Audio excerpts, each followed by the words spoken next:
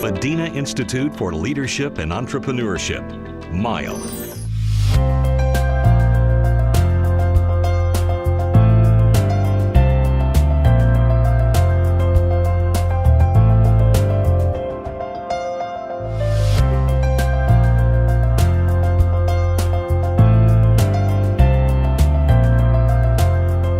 Bismillah ar-Rahman ar-Rahim. The topic today is to some extent hated by many, I'm telling you. Whenever I presented this, we found a lot of controversy, not from the colleagues who attend, but from big corporations, particularly those interested in accrediting healthcare facilities. About the National Health Regulatory Authority, this is like the Saudi Food and Drug Authority recently established in Bahrain. In fact, it was established in 2009, and it has a lot of responsibilities, not just drugs and pharmacies, but also healthcare facilities, because we license healthcare facilities, both government and private, as well as staff working in these facilities, doctors, nurses, technicians, and the headache that we get, that we are by law the only authority that has the right to discipline medical and other healthcare staff, and that causes a lot of pressure on the agency, particularly when we started in the past few months going deeper into adverse events, and we found that there must be a time where someone has to say enough is enough, and we started going through these disciplinary hearings, which were a little unpleasant to the medical lobby, and they started doing whatever they like to do to discredit the hearing committees, which they failed, then trying to go through, as usual, we call it in Arabic, wasta, and again they failed, because no one can stop against the right direction, and we believe we are doing the right direction here. Now the NHRA, that's National Health Regulatory Authority, what do we license? We license valid, sustainable, and functional systems. We don't just go to any villa like what used to be, and they say this villa is now a hospital. Sorry, it is not a hospital. You must build the hospital as a hospital from A to Z, from the blueprints to the last door in the hospital. It should be built as a hospital facility, and so on. It applies also to medical centers and even to individual clinics. So when we go to the healthcare facilities, we started telling them as part of the educational system that you must apply a system that will make everyone comfortable. You will be comfortable, and we will be comfortable also. And that system, which we call it the dynamic healthcare system, it's now being applied clearly in most major hospitals in Bahrain. It is based on what we call it the interaction between what you have, and that's the resources or the input, how to use it, and this is the processes, and what is the outcome of this interaction, and this is the results of the system. You have an excellent facility, excellent staff, but you don't know how to manage them. It will not succeed. And if you have excellent staff and excellent management, but management lacks one essential element, which is monitoring, gradually the system will start collapsing, and we notice this in many occasions. So when you have the system and you start monitoring what's happening and continuously adjust the input and adjust the process in order to improve the outcome. We found that this is helpful to every healthcare facility. And we expect, when we go to inspect these facilities, to look into the major essential elements, which we call it the high-risk categories. These include, in the resources, the facility must be safe, the human resources, every individual should be licensed. Then we go into the processes. When we license a healthcare facility, we look also into the process, the policies. Do they have policies or not? Do they implement policies or not? And most important, do they monitor these policies in order to show that they are using them and not just a piece of paper? Then when we go to the results, we concentrate on two elements. We try here, as you see, the financial part, we don't go deep into it. And again, when we talk about efficiency of the system, which is related to finance, we don't go into this one. As regulators, we concentrate on the elements that assure safety of the system to the patients as well as to those who are working in it. When we visit a healthcare facility, we expect each individual department. So we have here the overall management or the oversight is applying the same three principles, the interaction between the resources, the processes, and the outcome. And again, in each single department, when we go there, we check for the three elements. Do they have them, or the three components of the health system? Do they apply it or not? And this is what we tell hospitals when we visit them, that we expect them to be above the red line. Below the red line, they may have the staff there, they may have policies there, but they are not yet operational. Fine, it's not our business, but they cannot get the license. They may be operational, but they are not showing evidence that they are using the monitoring elements of the system to make proper decisions. We tell them, you can get the license, but we assure you within 6 months, unless you improve this element, you may lose your license. But the sound system, the one that who uses proper monitoring in order to show, to make decisions to improve their system, continuous elements against other facilities, whether in the region or international. Again, this is a sound system which is expected to continuously improve. And that is the one that many people don't like, especially, I'm telling you, in the government sector when we discuss with them their work. Because below the line, we call it crisis management. If you go to some hospitals, we don't want to go into headache, but you go to a hospital, you find in the news media a small article criticizing one element or a patient complaining. What will happen? The top person will ask for a committee immediately, form a committee. He gets the top heads of major sections and say, sit and solve this problem. How long do you need to get the results? I'll give you 1 week. Leave everything, but we need to answer this complaint. And then second day, another complaint, which is very common in these days, especially when you have this opinion of the people in the news media. Everyone is complaining, and nothing more easy to complain than the health sector. So they complain, another committee is there, another committee is there, and you find the hospital or the government institute, all of what they are doing, crisis management. What about the rest of the business? What about vision and strategy? Forget about it. We need to answer the news media. What about the strategic planning? Forget about it. We have to answer the news media. But the successful system is the one who have proper management that is based on proper plans. The plans are based on strategic direction. Strategic direction is based on the vision.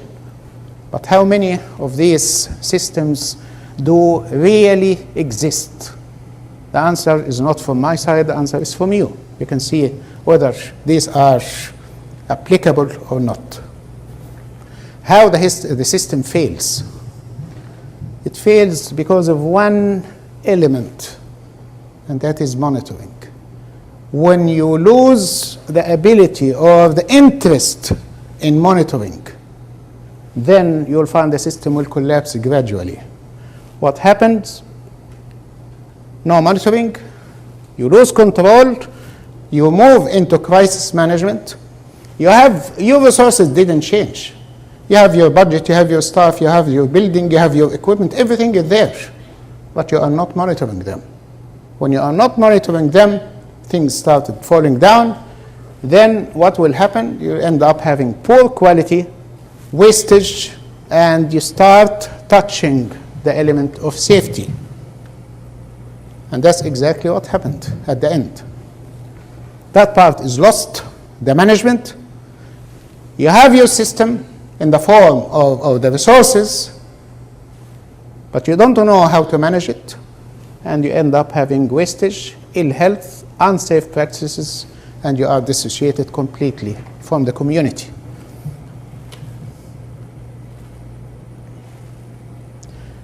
And this is the health system as it should be on a government sector. You have the primary care, you have secondary care, you have tertiary care. And this is the community. And you notice that the arrows are two ways, because patient goes there and comes back. In the primary care, which we all know, it moves from primary care to secondary care and should be back to primary care. Primary care to secondary to tertiary and back to primary care, and from there back to the community. When you go directly to the hospital, your illness may be just a very simple, or we call it minor illness. But you have the consultant in a very specialized field wasting his time just trying to solve a problem which should be solved at that level here, but it doesn't happen. When you have this system here, we call this a failing system. What is the trouble to us as regulators? The title here is the relationship between the regulators and the accreditation system, the international accreditation system. That we found that these areas, the tertiary care and secondary care, suddenly they come and say, hey, we got international accreditation. They got the certificate. The system is failing, but they got certified. They got accreditation. Why? Because they go there and they found the hospital is nice, everything is nice, but do they do the job that they are supposed to do? I can tell you from now the answer is no. The same for health centers. You go to a health center, public or private, we are not going to comment, but they get accredited by whatever, one of the major three accreditation bodies, Australian, JCI, Canadian. So what is the problem here? How do they get this accreditation? The purpose of the international accreditation, as we say, is in simple way, continuous quality improvement. But for our area here, you have to add prestige. You get the accreditation, international accreditation, because of prestige, not because of continuous quality improvement. And those who have the accreditation from international bodies should give me excuse for what I'm saying. Because as a head of the regulatory body, I have also two previous let's call it commitments, which I declined lately, and that was I was international accreditor for two international bodies. So I went through the two areas. I was in a hospital receiving the accreditors or surveyors, and myself I was surveying both in Europe, in the Middle East, and in Australia. So you can know what type of area I was. This is what happens when a hospital is preparing for accreditation. And if anyone is not doing it, I will prove to him that they are doing this.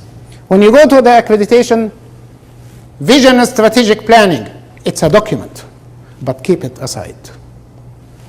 What about strategic plan? Yeah, we have it. It's a document because it is required by surveyors, but keep it aside. Then you go into plans, programs, all of what you do, crisis, and all of this. Crisis reports, preparing crisis reports, because the accreditors or the surveyors, they want to look into these reports. So for 3 months, and sometimes can go up to longer than this, all of what the hospital management system, management staff are doing, preparing reports for the surveyors. And I confess, as a commander of the military hospital, that's what we were doing. When they were coming to visit us, we declare emergency. Surveyors are coming in 3 months. Everything must stop because we have to literally patch up our deficiencies. Despite the fact that I'm telling you the hospital there, not because I was there, was among the best in the region. But even when surveyors are coming, we stop everything. Till we get the survey, the report, and after that we find that we are in a deep mess.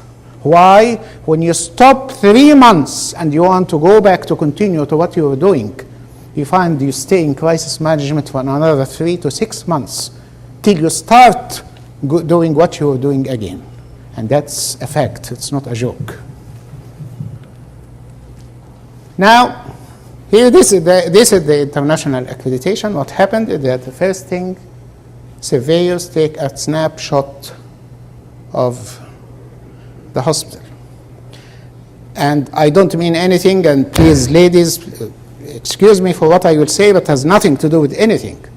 When you have someone who is not that pretty and wants to take a photo, not here, we're talking about any other country, what that person will do, make up upside down, painting as we call it. Then you take the photo. After the photo is taken, what will happen? Oh, go wash your face and go back as you were. This is exactly what happened when the surveyors come. You will never find a piece of paper on the floor or a piece of anything on the floor, cleaned. Surveyors are coming today, go polish everything. If you have a little dent in the wall, go paint it. The elevator, there's something problem here, paint it. Why you don't do that at normal time? No, because the surveyors are coming. And believe me, when we visit, when I was a surveyor, I never look at these things. I was looking at something else. But this is the general impression, beauty, cleanliness is number one. No. Service is number one. However, healthcare facilities, as we say, they use a whitewash.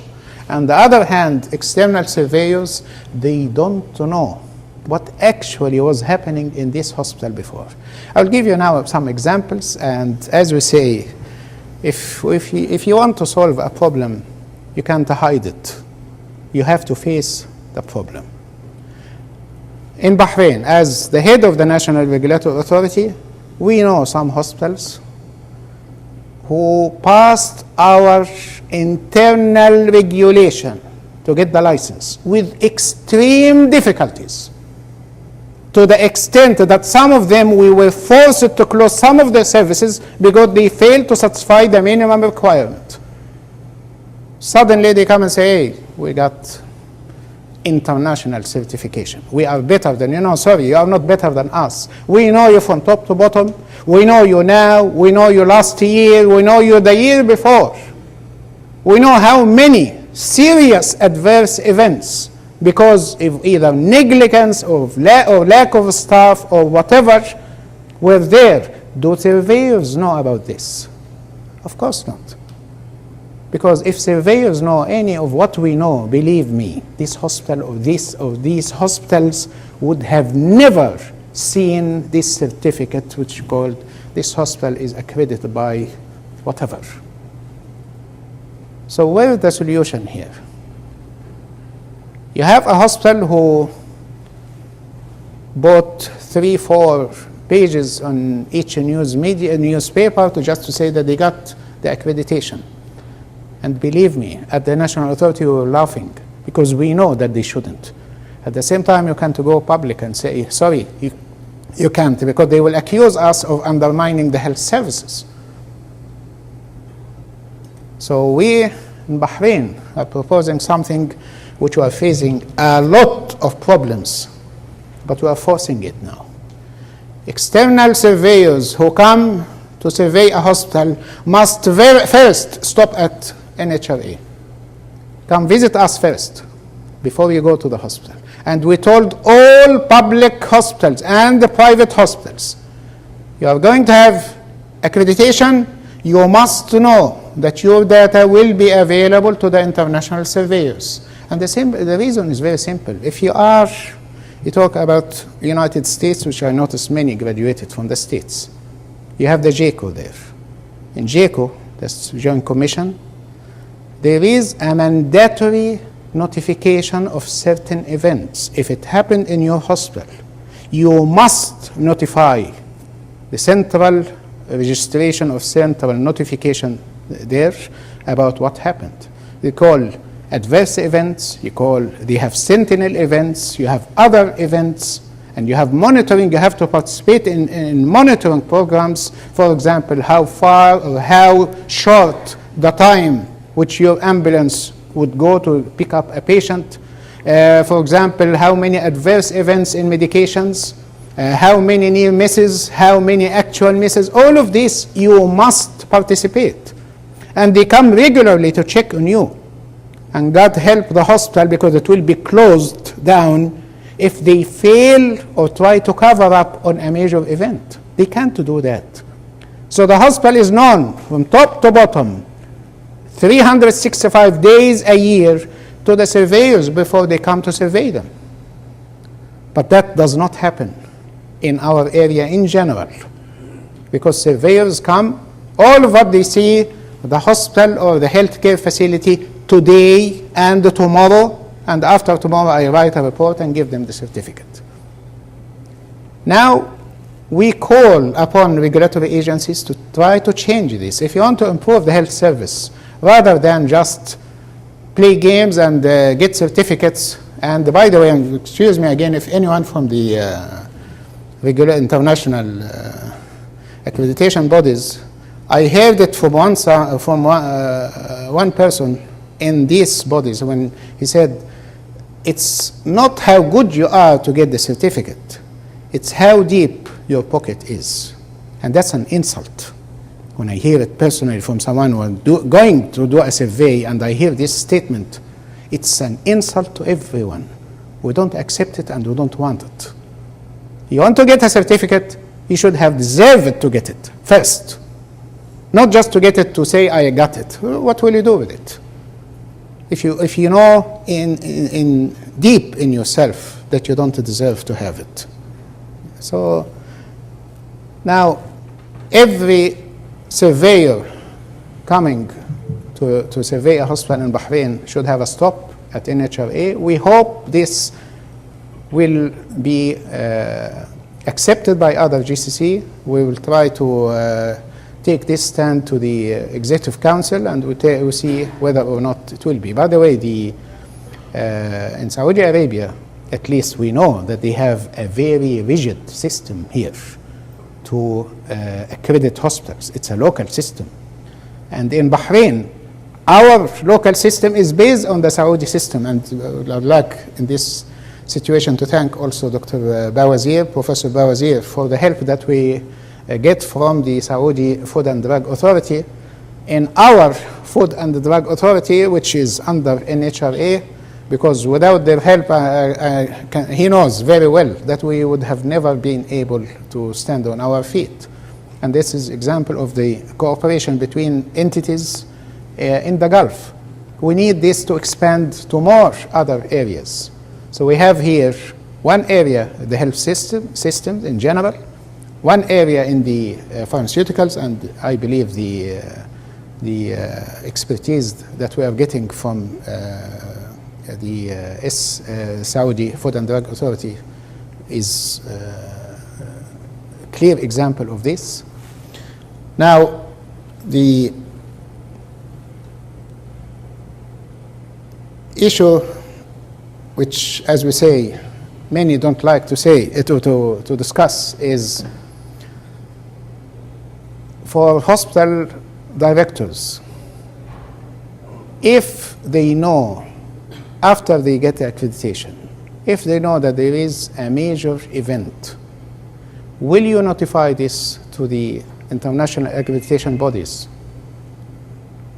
I can tell you the answer in Bahrain was no, because we had 3 incidences in one hospital that was accredited by an international organization. Each single incident was sufficient enough to close the hospital, but they were not communicated to the international organization.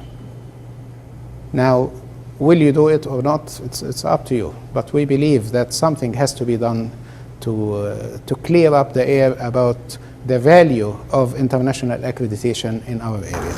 Thank you.